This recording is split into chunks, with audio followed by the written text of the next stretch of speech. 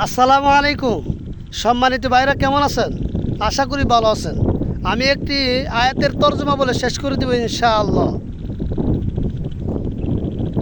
আউযু বিল্লাহি মিনাশ শাইতানির রাজিম। বিসমিল্লাহির রহমানির রহিম। ইন্নামাল মুমিনুনাল্লাযীনা ইযা যুকিরাল্লাহু ওয়াজিলাত কুলুবুহুম ওয়া ইযা তুলিয়াত আলাইহিম আয়াতুহু যাদাতহুম ঈমানান ওয়া আলা রাব্বিহিম ইয়াতাওয়াক্কালুন। আল্লাহ তাআলা বলতেছে ইন্নামাল মুমিনুনাল্লাযীনা, নিশ্চয় যারা ঈমানদার তারা এমন ইযা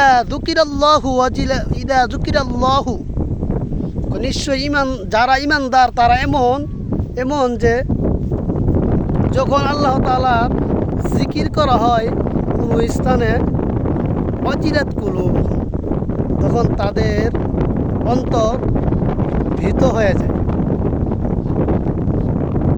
ওয়া ইযা তুলিয়াত আলাইহিম আয়াতুহু, যখন ঈমানদারদের সামনে আল্লাহর কুরআনের আয়াতগুলো তেলাওয়াত করা হয়, যাদাতহুম ঈমানা, তখন তাদের ঈমানদারদের ঈমান আরো বেড়ে যায়।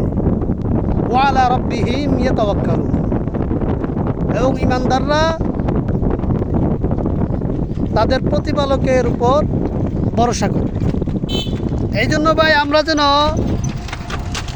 এই আয়াতের উপর আমল করতে পারি, এবং এই আয়াতের দ্বারা বোঝা গেল যে ঈমানদার আল্লাহ নিকট অনেক প্রিয়।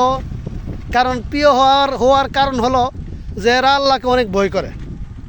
যে কোনো স্থানে আল্লাহর জিকির করা হয় তাদের মন নরম হয়ে যায়, ভীত মানে ভয়ে ভরপুর হয়ে যায়, অর্থাৎ তারা আল্লাহর দেওয়ানা হয়ে যায়, আল্লাহর পাগল হয়ে যায়।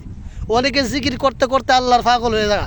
অনেকে আমাদের সমাজে অনেকে বলে পাগল, জিকির করতে করতে পাগল হয়েছে। আসলে ভাই এটা পাগল না ভাই, এটা আল্লাহর পাগল। ইমন পাগল যেন আমি আপনার সকলেও হইতে পারি। আল্লাহ তাআলা তৌফিক দান করুক। ভিডিওটা ইসলামের জন্য শেয়ার করে দেবেন। আসসালামু আলাইকুম।